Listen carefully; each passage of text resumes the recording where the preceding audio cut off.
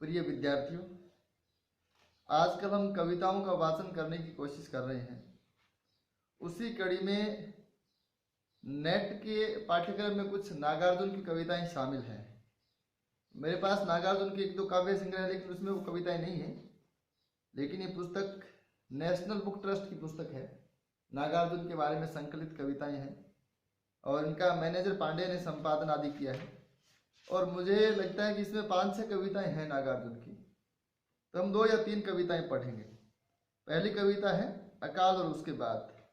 एक बात यह भी है कि इन कविताओं के बारे में कुछ तथ्यात्मक जानकारियां भी होंगी, जैसे ये कविता कहाँ प्रकाशित हुई, किस काव्य संग्रह में प्रकाशित हुई और कहाँ आई। तो इस प्रकार की बातों के लिए हो सकता है आप कोई गाइड आदि देख लें, क्योंकि मेरे पास इसका कोई डाटा नहीं है। मैं कविता का वाचन और उसका जो संदर्भ है उसको हम समझने का प्रयास करेंगे। नागार्जुन वो प्रगतिशील कवि है और प्रगतिशीलता के दृष्टिकोण में हम उनकी कविताओं को समझने का, परखने का प्रयास करेंगे। एक बात यह भी है कि नागार्जुन की कविता में सबसे बड़ी चीज समकालीनता है। अगर आपको नागार्जुन को समझना है तो उस समय की राजनीतिक आंदोलन भी आपको समझने पड़ेंगे। उस समय की राजनीतिक विचारधाराएं, विशेषकर जेपी आंदोलन और विनोबा भावे का जो है मूवमेंट है, उन चीज़ों को भी समझना पड़ता है। तो ये थोड़ी सी एक समस्या रहती है। फिर भी हम सामान्यतः बड़ी सीधी भाषा में वो बात करते हैं। पहली कविता 1952 में प्रकाशित हुई थी, ये अकाल और उसके बाद, जिसका सन आदि मुझे मिलेगा, मैं बता दूंगा। ये युग धारा में आई थी शायद। इसमें 2 छंद, बहुत छोटी कविता है। 2 छंदों में, पहले छंद में यह बताया गया है कि अकाल में असल में किसी परिवार की और उस परिवार की जो बिल्कुल किसानी और खेती पे डिपेंड करता है, उसकी कंडीशन क्या होती है। और दूसरे पद में जब बरसात होती है और बरसात होने के बाद में जब थोड़ा से दिन सही हो जाते हैं तो उसके बाद में क्या कंडीशन होती है। ये 2 पद हैं। कई दिनों तक चूल्हा रोया, चक्की रही उदास, कई दिनों तक कानी कुतिया सोई उसके पास, कई दिनों तक लगी भींत पर छिपकलियों की गश्त, कई दिनों तक चूहों की भी हालत रही शिकस्त। दाने आए घर के अंदर कई दिनों के बाद, धुआं उठा आंगन से ऊपर कई दिनों के बाद, चमक उठी घर भर की आंखें कई दिनों के बाद, और कौवे ने खुजलाई पांखें कई दिनों के बाद। बड़ी संकेतात्मक और बिंब है इसमें। असल में पूरा का पूरा बिंब। हम ये कहते हैं कि जब हम किसी चीज को पढ़ते हैं और एक हमारे दिमाग में इमेज बन जाती है, एक पिक्चर क्रिएट हो जाती है, उसको हम बिंब कहते हैं साहित्य के दृष्टिकोण से। तो असल में ये बिंब है। कई दिनों तक चूल्हा रोया। अब चूल्हा, चक्की, ये सारे के सारे बिंब किसके हैं? ये उस परिवार के बिंब है जहां कोई ओपन किचन नहीं है और जहां कोई, मतलब हम ये नहीं कह सकते कि बड़े बड़े शेफ वो खाना बना रहे हैं, ऐसा कुछ नहीं है। कई दिनों तक चूल्हा रोया, चक्की रही उदास। असल में चूल्हे के रोने और चक्की के उदास होने में घर की विपन्नता और घर की जो गरीबी है, जो आर्थिक दुर्दशा है, वो दिखाई देती है। कई दिनों तक कानी कुतिया सोई उसके पास। जब चूल्हे के पास कानी कुतिया सो रही है तो आप ये सोचो कि उस घर की हालत क्या है, क्योंकि चूल्हे में कई दिनों से कुछ पका ही नहीं है। इसलिए वहां मैं कई बार ऐसे गाँव में मैंने ऐसे घर भी देखे हैं जहाँ जैसे उस घर के लोग उठकर कहीं और चले जाते हैं 6 महीने के लिए, 1 साल के लिए। फिर वो जब लौट के आते हैं तब उस घर की आप दुर्दशा देखिए। उस घर में जो चूल्हा है, वो चूल्हा तो यूं ही पड़ा, उठा के कोई ले जाते नहीं, स्थायी होता है गाँव में चूल्हा, घर में चूल्हा। और उसके आसपास जो जगह है वो इतनी खराब, इतनी मटमैली और इतनी भद्दी नजर आती है। और वो असल में उसकी शोभा, सुबह शाम उसमें आग जलाई जाए, उसके पास बैठ के और खाना बनाती है, उसके आसपास बैठ के घर के दूसरे सदस्य खाना खाते हैं, उससे उसकी शोभा। कानी कुतिया सोने से उसकी आप दुर्दशा को समझ सकते हैं। और कई दिनों तक लगी भीत पर छिपकलियों की गश्त। घर है वो उजाड़ हो गया, सुनसान हो गया। असल में कवि है वो अपनी भाषा में ये बात कहता है। कवि अगर ये कहता है कि बहुत भयंकर अकाल पड़ गया और घर में खाने को दाने नहीं है और सब लोग भूख मर रहे हैं, रोटी नहीं बन रही है, तो फिर वो कवि नहीं होता। असल कवि होता है वो बात को, साधारण बात को भी असाधारण तरीके से कहता है, प्रतीकों के माध्यम से कहता है। कविता देखने में इतनी सरल है लेकिन प्रतीकों का भरपूर प्रयोग किया गया है। कई दिनों तक चूहों की भी हालत रही शिकस्त। जब इंसानों के लिए कुछ नहीं है तो फिर चूहों के लिए क्या होगा। फिर दाने आए घर के अंदर कई दिनों के बाद। हो सकता है वो खा कमा के वापस लौटे हो सकता है कहीं मजदूरी करके वापस लौटे हो सकता है बरसात हुई हो और दाने खेत में हुए हो। दाने आए घर के अंदर कई दिनों के बाद और धुआं उठा आंगन से ऊपर कई दिनों के बाद। ये घर की शोभा होती है।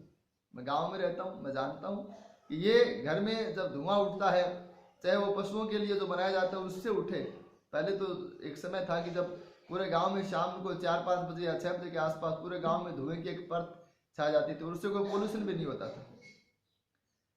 चमक उठी घर भर की आंखें कई दिनों के बाद, घर भर, पूरे घर की। असल में घर ईंटों से नहीं बनता, हम बार बार ये बात कहते हैं। घर बनता है उसमें रहने वाले लोगों से, उनके आपसी प्रेम से, विश्वास से, सद्भाव से। मैं हमेशा एक बात कहता हूँ कि ईंटों से घर बनता तो धर्मशालाएं, होटल सबसे बड़ा घर होता है, जबकि वो घर नहीं है, सराय है। घर में और सराय में अंतर होता है। तो चमक उठी घर भर की आंखें, अब यहाँ भी एक प्रकार से लक्षणा हो जाती है, आधार आदेश हम जिसको बोलते हैं अपने, ठीक है। चमक उठी घर भर की आंखें कई दिनों के बाद, और कौवे ने खुजलाई पांखें कई दिनों के बाद। एक गृहस्थी और किसानी जीवन है, उसमें एक ये भी बात देखने की है, और इससे एक ये भी बात मालूम पड़ती है कि यहाँ केवल आदमी अपना पेट नहीं भरता, कुदरत के कितने ही घटक उसके ऊपर डिपेंड करते हैं, पशु पक्षी जानवर, जिससे उसको स्पष्ट और प्रत्यक्ष फायदा नहीं है, उनका भी वो पेट भरता है। ये किसान की जीवन शैली है कि जिससे उसको सीधा फायदा नहीं है, उसका भी वो पेट भरता है। मैं ज्यादा बातचीत नहीं करते, एक कविता और पढ़ देता हूँ, 15-1 मिनट का वीडियो में बनाऊंगा इसको। खुरदरे पैर, दूसरी कविता है, 42 नंबर पेज पे है। खुरदरे पैर, ये कविता 1957 में आई थी। कौन से काव्य संग्रह में आई मुझे ध्यान नहीं, सन नीचे दे रखा है इसलिए मैं बता रहा हूँ। ये इसमें जो मैंने इस कविता को पढ़ा, असल में मैं पहले कविताओं को तैयार करता हूँ, कविता की व्याख्या करना, और मुझे लगता है कि मेरी इतनी प्रतिभा नहीं है कि मैं किसी कविता को पहली बार पढ़ूं और उसकी व्याख्या कर दूं, इसलिए मैं कविताओं को पहले पढ़ता हूँ। खुरदरे पैर नागार्जुन ने तब लिखी होगी जब किसी रिक्शा चलाने वाले को देखा होगा, और तब वो एक बात महसूस करते हैं। कविता कब होती है? जब हम किसी चीज को देखते हैं और जो हमने देखा है वो हमारे दिल में उतर जाती है, फिर वहां कुछ हलचल पैदा होती है, तब हमें एक फील होती है, एक अनुभूति होती है। वो अनुभूति होती है, वो उसको होगी जो आदमी संवेदनशील है, और उस अनुभूति को फिर हम उसको व्यक्त करते हैं मौखिक या लिखित रूप में, वो अभिव्यक्ति होती है। ये कविता की प्रोसेस है, ऐसे बनती है कविता। बहुत बार ऐसे लोग भी हैं जो कविता लिखने बैठते हैं, आज कविता लिखेंगे, तो कविता यूं नहीं लिखी जाती, कोई दीवार नहीं खींचनी है कि आज दीवार खींच लेंगे शाम तक। कविता लिखने के लिए पहले फील होना जरूरी है, अनुभूति और अभिव्यक्ति, ये दो चीज बहुत आवश्यक है।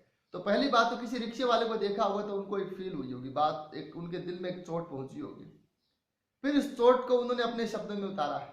महान कवि है तो महान शब्दों का प्रयोग उन्होंने किया है। कवि कहता है, खुरदरे पैर कविता का शीर्षक है। खूब गए दूधिया निगाहों में फटी बिवाइयों वाले खुरदरे पैर। खूब गए मतलब चुभ गए, दूधिया निगाहों में, निगाहें तो कोमल होती है, नजरें कोमल होती है, फटी बिवाइयों वाले खुरदरे पैर, फटी बिवाइयां जिसमें है ऐसे खुरदरे पैर मेरी आंखों में चुभ गए। आंखों में चुभने का मतलब क्या? उनको देखकर मुझे कष्ट हुआ, सीधी बात है, ज्यादा व्याख्या की आवश्यकता नहीं है। धंस गए कुसुम कोमल मन में गुट्ठल गट्ठों वाले पुलिस कठोर पैर।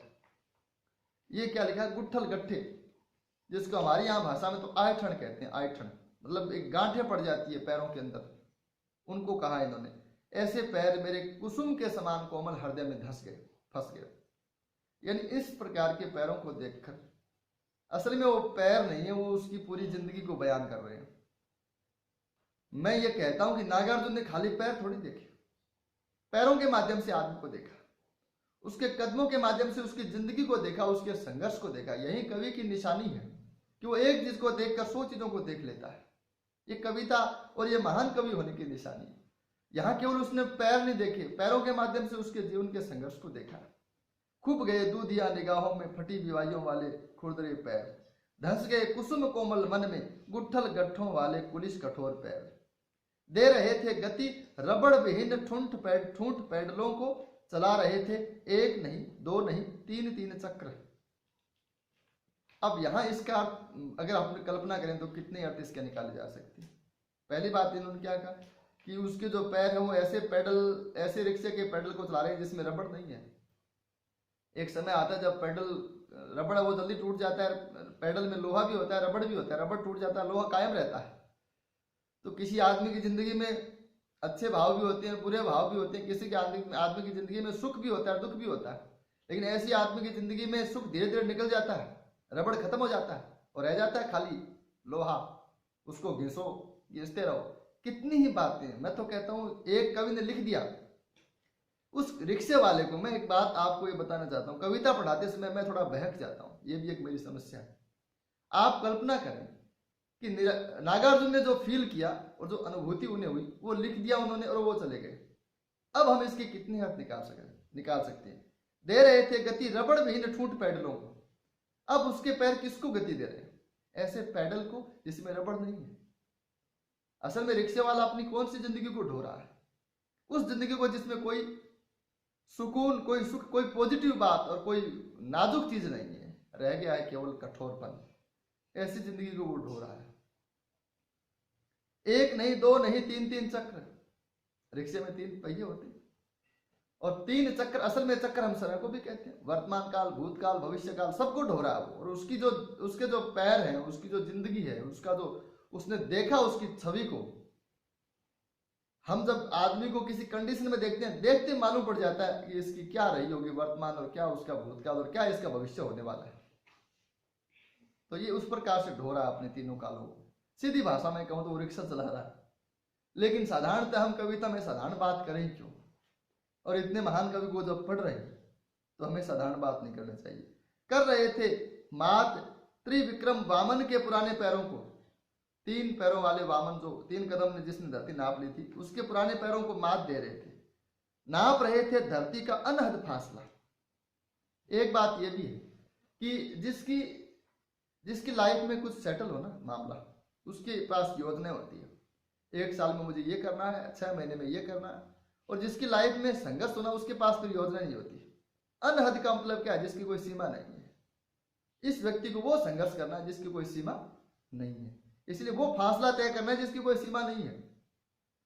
पढ़ा लिखा आदमी, या मैं कहूँगा वेल सेटल्ड आदमी, जिसको हम सामान्य भाषा में बात करते हैं, ऐसे व्यक्ति के पास एक योजना होती है और वो कहता है कि मुझे 1 साल में ये योजना पूरी करनी है, 6 महीने में ये। उसके पास प्लान होता है। प्लान भी, मैं हमेशा एक बात कहता हूँ कि प्लान उसी का काम करते हैं जिसका पेट भरा हो।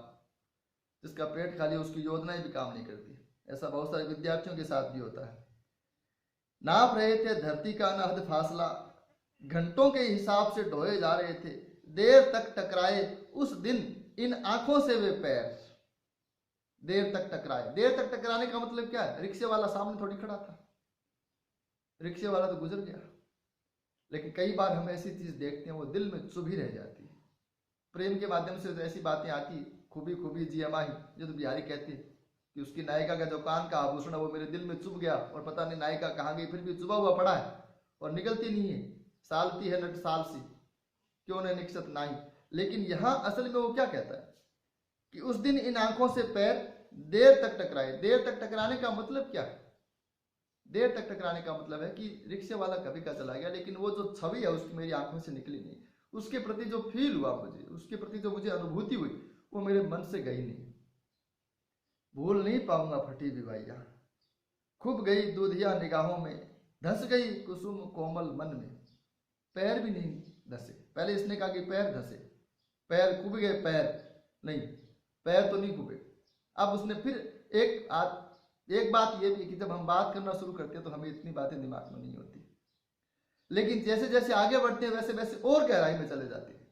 इसीलिए कवि कहता है, पहले कवि ने कहा खूब गए पैर, अब कह रहा है खूब गई विवाहियां, क्योंकि पैर नहीं खूबे। असल में पैरों की जो हालत है और पैरों में जो फटी हुई विवाहियां, उसी में तो है सारा संघर्ष। वही बताता है उसकी दीनता को, उसकी गरीबी को, उसके संघर्ष को, उसके पीड़ा को। इसलिए कवि अंत में फिर उसको और गहराई में ले जाता है कविता को कि खूब गई दूधिया निगाहों में, धंस गई कुसुम कोमल मन में, भूल नहीं पाऊंगा फटी विवाहिया। ये खुरदरे पैर नामक कविता है। 14 मिनट हो चुके हैं और मुझे लगता है बाकी कविताएं, शासन की बंदूक एक बहुत छोटी सी कविता, लेकिन छोटी फिर वो बातें हो जाती है बड़ी बड़ी, इसलिए 2 ही कविताएं पढ़ेंगे। अगली कविताएं अगले वीडियो में। इस वीडियो में इतना ही। धन्यवाद।